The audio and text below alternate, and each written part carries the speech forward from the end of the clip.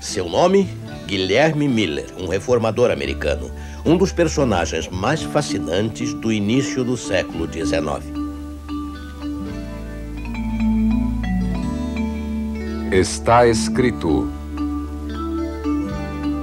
com George Vandeman, apresentando Cristo vivo como resposta às suas necessidades mais profundas. Hoje, o que eu gosto nos Adventistas.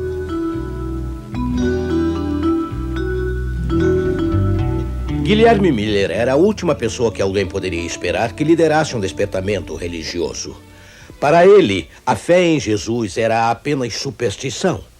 Um individualista ríspido, procedente da Nova Inglaterra, Miller acreditava que o patriotismo decente e cumpridor da lei era a salvação da sociedade. E quando a independência recém-conquistada pela América foi desafiada pelos britânicos na Guerra de 1812, Miller foi voluntário no serviço militar. E 47 vizinhos seus também se alistaram sob a condição de que fossem colocados sob o comando direto de Miller. Bem, após se destacar na batalha decisiva de Plattsburgh, Miller retornou para a fazenda da família no estado de Nova York. De vez em quando ele assistia ao culto na igreja batista local apenas para agradar a sua mãe. Mas em pouco tempo ele começava a se preocupar com a sua condição espiritual. Convencido pelo Espírito Santo, ele lutou desesperado com os seus pecados.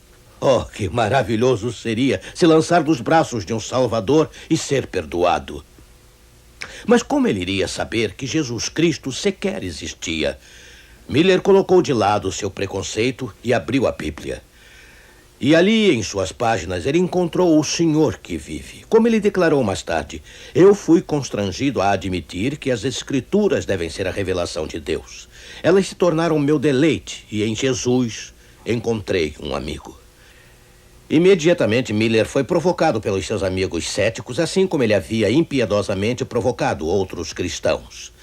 Eles zombaram. Como você sabe se a Bíblia é a palavra de Deus? E quantas contradições? Miller replicou, se a Bíblia é a palavra de Deus, todas as suas partes podem ser harmonizadas. Me deem um tempo e eu provarei. Bem, pondo de lado todos os livros menos a Bíblia, com a concordância, Miller começou seu estudo com o primeiro versículo de Gênesis 1. Ele ia lendo num ritmo em que pudesse responder todas as dúvidas que lhe surgissem. Miller usava um texto para esclarecer o significado do outro, permitindo à Bíblia se explicar por si mesma. Uma a uma, as aparentes inconsistências foram desaparecendo. E melhor que tudo, Miller descobriu que Jesus, seu amigo e salvador, havia prometido retornar à Terra. Fixou-se nele a convicção de que ele tinha a responsabilidade de espalhar as boas novas sobre o advento que se aproximava, ou seja, a vinda de Cristo. Mas ele não era um pregador. Mesmo assim, sua consciência continuava lhe dizendo, vai e diga ao mundo. Durante 13 anos, Miller resistiu ao chamado. Finalmente, numa manhã em 1831, ele prometeu ao Senhor que iria pregar sobre a sua segunda vinda somente se recebesse um convite. Dentro de 1 hora, chegou um mensageiro com um pedido da Igreja Batista em Dresden, perto dali. Eles queriam ouvir sobre a segunda vinda de Jesus. Miller ficou apavorado. Mas como poderia recusar um chamado tão claro? Desde o princípio era evidente que aquele homem humilde desfrutava das bênçãos do céu. 70 convertidos a Cristo foi o fruto de sua primeira série de pregações. E em um local, 100 infiéis aceitaram sua mensagem numa única semana. E em pouco tempo, a eficaz pregação bíblica de Miller trouxe-lhe mais convites para pregar do que ele poderia aceitar. Igrejas de várias denominações disputavam entre si para atraí-lo da fazenda dele para os seus púlpitos. Assim que os pedidos de sua pregação aumentaram, Miller deixou a sua fazenda e dedicou tempo integral ao ministério. A esta altura, ele já tinha recebido uma licença como pastor batista e 43 pastores de várias denominações assinaram um certificado de recomendação ministerial a seu favor. Nessa altura, vários clérigos deixaram seus salários para unirem-se ao movimento do advento. Pastores metodistas, batistas, congregacionais, luteranos, episcopais, holandeses reformados, entre os muitos, esses estudiosos da palavra forneceram excelentes contribuições pessoais à mensagem de Miller. Em pouco tempo, ondas de choque varreram a nação à medida que os milhares se amontoavam em grandes tendas e salões de reuniões para ouvir a alarmante notícia da breve volta de Cristo. O movimento adventista na América do Norte fez parte de um despertamento mundial no interesse pela segunda vinda de Cristo. Na Inglaterra, várias centenas de pastores pregavam o breve retorno de Jesus, todos aparentemente ao mesmo tempo. A mensagem adventista foi apresentada também na América do Sul, na Alemanha, Suécia, Noruega. Jovens, até crianças, que ainda não sabiam ler nem escrever, explicavam com sinceridade e poder as profecias de um Salvador que breve voltaria. Imagine, um dos principais arautos do advento era Joseph Wolff, conhecido como missionário do mundo. Do seu estudo das profecias bíblicas, ele esperava a volta de Cristo no ano de 1847. Por 18 anos ele viajou e pregou na África, Ásia, Oriente Médio, Índia e América do Norte. Ele até proclamou o breve retorno de Jesus ao ser convidado perante o Congresso dos Estados Unidos. Bem, a mensagem do advento alarmou o cristianismo em sua base. Afinal, a mensagem da segunda vinda de Cristo havia se tornado uma verdade negligenciada. Nos dias dos apóstolos, a mensagem havia sido a ardente obsessão dos primeiros cristãos. De fato, o apóstolo Paulo proclamou a volta de Cristo como sua bem-aventurada esperança, mas com o passar 2 séculos, o segundo advento de Cristo parecia quase esquecido. Juntou-se à lista das verdades negligenciadas que temos discutido nesta série de programas. Mas Deus não estava satisfeito em deixar sua luz enterrada sob as trevas da Idade Média. Assim, no século XVI, ele convocou os reformadores para que pudessem defender a verdade que havia sido desprezada através dos anos. Aí o povo de Deus emergiu completamente dos muitos séculos no deserto, pontualmente, de acordo com a profecia de Apocalipse 12. Agora era a hora de reviver mais um ensinamento dos apóstolos no primeiro século. Guilherme Miller e os adventistas foram chamados para restaurar a bem-aventurada esperança do breve retorno de Cristo. O mundo estava pronto para a mensagem adventista. Envolvida com o nascimento da Revolução Industrial, a sociedade havia se afastado da religião para confiar nas conquistas humanas. As igrejas da época geralmente ensinavam que as condições na Terra iriam melhorar e entrar numa maravilhosa era de paz. Não deveria então nos surpreender que muitos tivessem resistido à notícia de que Cristo viria em breve e interromperia a boa vida no planeta Terra. Alguns que criam no breve regresso de Cristo foram desligados de suas igrejas. Outros se desligaram sozinhos para unirem-se aos irmãos adventistas que estavam aguardando a volta imediata do Senhor. Bem, Guilherme Miller e seus seguidores esperavam a volta de Cristo para 1844. E quando essa época passou sem o aparecimento de Jesus, é claro, a decepção arrasou os crentes. Você pode imaginar como eles se sentiram. Muitos se desiludiram e desistiram da fé. Outros, convencidos de que Deus estava com eles, continuaram a estudar a Bíblia. E breve eles foram lembrados de uma coisa que lhes trouxe imenso conforto e alívio. Há muito tempo tinha havido também um movimento religioso que havia sofrido uma grande decepção religiosa. A própria igreja cristã. Quando Cristo morreu na cruz, seus discípulos se sentiram arrasados, confusos e totalmente derrotados. Com a zombaria dos incrédulos soando em seus ouvidos, eles prantearam. Ora, nós esperávamos que fosse ele quem havia de redimir a Israel. Apesar das expectativas dos discípulos terem falhado, Deus continuava com eles. Ele os tinha liderado o tempo todo e planejado o mais brilhante futuro para o seu movimento. Do mesmo modo, os adventistas tinham sido liderados por Deus durante a sua grande decepção. Embora muitos tivessem desanimado e renegado a bem-aventurada esperança, outros ficaram mais convencidos do que nunca de que Deus os tinha estado liderando e tinha planos para o seu futuro. Bem, em pouco tempo, luz adicional veio para um grupo adventista na Nova Inglaterra através de uma jovem batista do sétimo dia. Ela chamou a atenção deles para o quarto mandamento, mostrando que Deus jamais havia retirado o sábado como descanso de seu povo. Verdade, o sábado tinha sido quase esquecido durante a Idade Média. Todavia, o sétimo dia permanece como eterno memorial da obra de Jesus. Os adventistas aceitaram avidamente esta gema inesperada de verdade negligenciada. A propósito, você alguma vez estudou como as religiões escolheram o seu nome? Algumas igrejas foram nominadas de acordo com a estrutura que as governa. Episcopais, por exemplo, significa que os bispos têm autoridade suprema na igreja, e as congregacionais mostram que as congregações locais tomam decisões por si mesmas. Outro grupo de igrejas recebeu o nome de seus fundadores, destacando-se entre elas os luteranos, em homenagem a Martinho Lutero. E também existem igrejas que receberam seu nome por causa das importantes verdades que ensinam. De imediato eu me lembro dos batistas, nominados após sua crença na forma de batismo do Novo Testamento.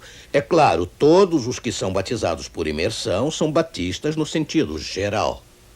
E aqueles que pertencem àquele grupo de crentes são batistas no sentido específico. Agora diga-me, você crê no segundo advento de Jesus? Então você pode se considerar um adventista no sentido geral, pelo menos. Os adventistas do sétimo dia tiraram o seu nome de duas verdades básicas sobre Jesus, as quais eles muito amam. Adventista, é claro, refere-se à sua crença de que Jesus virá breve. Sétimo dia faz as pessoas saberem que eles observam o dia que honra a Cristo como Criador e Redentor.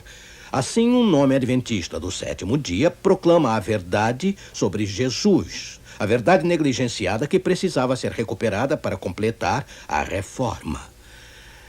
Bem, eu tenho tido o privilégio nesta série de programas de compartilhar um número de verdades negligenciadas e recuperadas pelos luteranos, metodistas, batistas e outros grupos. Mas lembre-se, a reforma não terminou no momento em que os primeiros reformadores morreram. Iniciou-se sim, mas não terminou. E a Bíblia nos diz que outras verdades negligenciadas apareceriam nos últimos dias. E isso não deveria nos surpreender, não é? Lembre-se do versículo 18 de Provérbios, capítulo 4. Mas a vereda dos justos é como a luz da aurora, que vai brilhando mais e mais até ser dia perfeito. A luz continuará a brilhar até que venha o dia perfeito, quando Cristo vier. E qualquer luz adicional que Deus graciosamente nos mostrar em sua palavra será bem recebida. Você não concorda? A propósito, este é o último programa a respeito da fascinante restauração das verdades negligenciadas. Creio que você começa a perceber por que escolhi como lar espiritual a família adventista do sétimo dia. Mais e mais cristãos têm passado a compartilhar de minhas convicções. Você sabia que os adventistas do sétimo dia estão entre as 3 igrejas de crescimento mais rápido no mundo hoje? Mais de 1.000 pessoas a cada dia. Quer dizer que 365 mil pessoas por ano estão entrando para este corpo de crentes. O número de adventistas no mundo hoje chega quase a 6 milhões. Existem boas razões pelas quais muitos cristãos sinceros estão olhando para os adventistas. Eles acreditam que este grupo reuniu verdadeiras joias de luz, as verdades defendidas através dos anos por todas as religiões. As verdades negligenciadas dos séculos. Em primeiro lugar, a fé em Cristo dos luteranos, e depois o batismo por imersão dos batistas. O interesse no crescimento cristão e o viver pleno do espírito dos metodistas e carismáticos. O respeito pela moralidade dos católicos, a defesa do sábado de nossos ancestrais judeus e apreciado por Jesus e os apóstolos. Todas estas verdades, você vê, os adventistas reuniram num só corpo de fé. E à medida que os adventistas continuaram a estudar a Bíblia, mais verdades foram reveladas. Eles vieram a descobrir o princípio de que o corpo humano é o templo do Espírito Santo, princípio do Novo Testamento. Por isso, a boa religião se interessa pela boa saúde. O que afeta o corpo afeta também a mente e o espírito. E assim os adventistas deixam de lado o fumo e as bebidas e dão ênfase às vantagens do exercício, do ar puro, do sol, de uma dieta balanceada, repouso adequado e fé em Deus. E os adventistas têm vivido assim há quase um século. Muito antes da nutrição ter adquirido o status pleno de ciência. Onde foi que eles obtiveram tais informações? Em parte de uma mulher extraordinária chamada Ellen White. Eu gostaria que tivéssemos tempo hoje para falar mais sobre a fascinante vida e o ministério de Ellen White. Mas por que você mesmo não examina os livros dela? Seus livros versam sobre saúde e outros itens também. Veja se o seu coração não vibrará. Veja se sua alma não ficará inspirada a se aproximar do seu Salvador. Tente lê-los. E agora eu gostaria de levar você a Washington, D.C. Vamos visitar a sede mundial da Igreja Adventista do Sétimo Dia e conversar com um de seus ex-presidentes, o pastor Neil C. Wilson.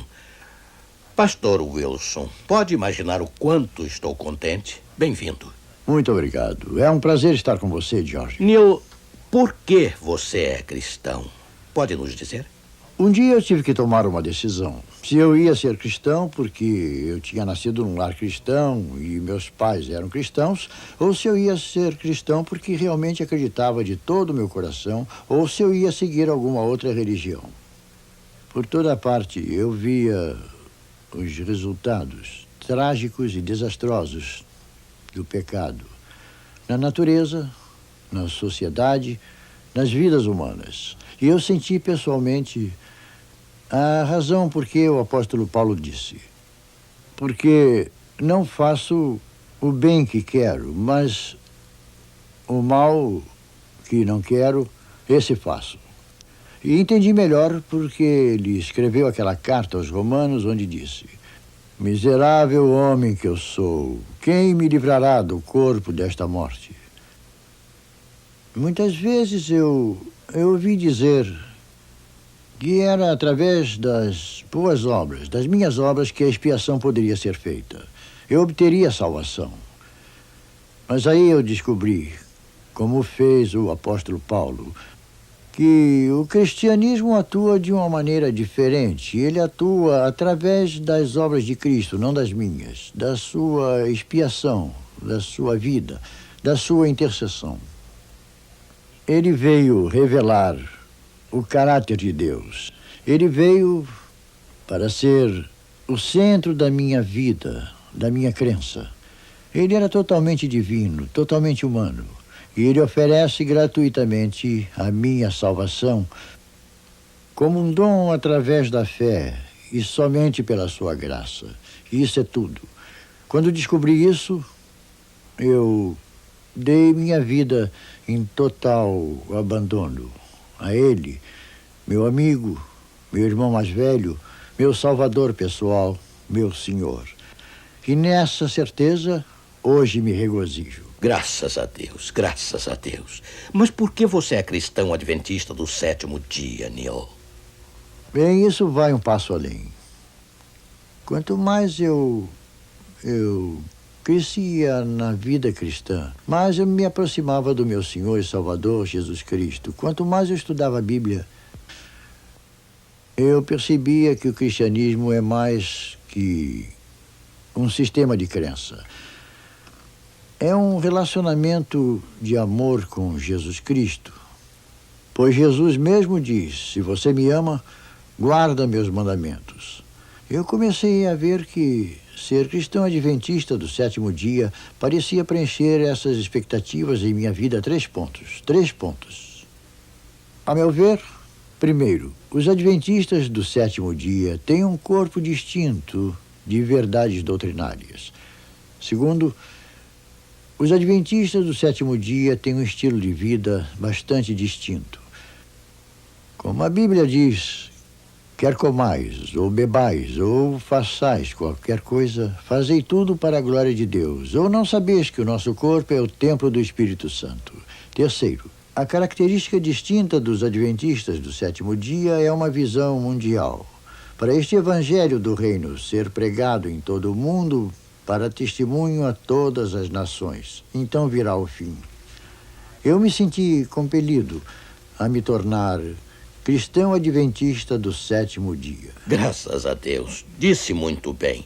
E eu gostaria que tivéssemos o dia inteiro para falar sobre isso. Obrigado pela presença, Neil. Agora que nos aproximamos do final deste programa, eu o convido a alegrar-se comigo, pois Jesus está voltando. Uma das verdades urgentes mais negligenciadas e recuperada para os nossos dias. Poderia haver uma melhor notícia, um melhor conforto? Procure lembrar-se agora da época da Segunda Guerra Mundial. Naqueles dias negros que começaram com a invasão da Polônia. Breve, os exércitos nazistas invadiram a Europa, você se lembra? Ameaçando varrer a liberdade da face da terra. Aí veio o dia D. Jovens corajosos deram sua vida nas tempestuosas praias da Normandia. Eles morreram para que pudéssemos viver. Finalmente, a longa guerra terminou e incontida alegria varreu toda a terra. A paz voltou. A liberdade estava preservada para nossos filhos.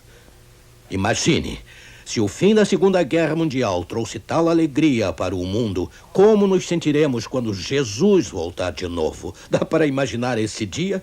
O Filho de Deus movendo-se em direção à terra através do espaço cheio de estrelas, assistido por milhões de anjos, e aí ele clamará com voz de trovão: acordai, vós que dormis no pó da terra, ressuscitai para a vida eterna. E aquela voz chamando nossos amados mortos será ouvida ao redor do mundo. Famílias serão reunidas. Crianças levadas pela morte serão recolocadas nos braços de seus pais. Que dia feliz de reunião! O que isto significa para você? O que isto significa para mim? Significa que existe alguma coisa melhor além deste dia. Pense por um momento. Pense o que significará esse dia para os aleijados, para os cegos, para aqueles enfraquecidos por doenças, assim como para as mentes confusas pelo medo. Mas pense no que significará para os de corpo saudável e forte, para aqueles que amam a vida e querem viver. Ao verem que a morte pode até parecer bem-vinda para um corpo destruído pela doença e pela dor, mas para o forte e o jovem a morte sempre significa apenas esperanças frustradas, desilusão, ambições destruídas. Pois aqui está a resposta para o ferrão da morte. Não em algo que o homem possa fazer, mas na promessa de ressurreição, feita por aquele que demonstrou pessoalmente sua possibilidade. Aqui está a nossa esperança. Você quer estar pronto para esse dia? Você pode estar. Tudo o que precisa é um coração entregue ao Senhor Jesus Cristo. Uma mente disposta a confiar nele e a segui-lo para onde ele conduzir. Oh, amigo, podemos encontrar o Senhor na paz quando ele retornar para nos levar para o lar. E ele virá muito em breve. Eu apelo para você fazer a sua reserva agora. Vamos orar. Querido Pai, quão apropriado encerrar esta série de programas sobre a marcha da verdade com a bem-aventurada esperança do breve retorno do nosso Salvador à Terra, segundo a sua promessa. Senhor, prepara nossa alma para esse grande dia. Lava-nos em seu precioso sangue e apaga os nossos pecados. Continue a exercitar nossa mente e aquecer nosso coração quando andarmos de mãos dadas com as verdades bíblicas que forem se revelando. Mantém-nos sensíveis à sua voz e ao seu apelo. Em nome do Salvador nós pedimos. Amém.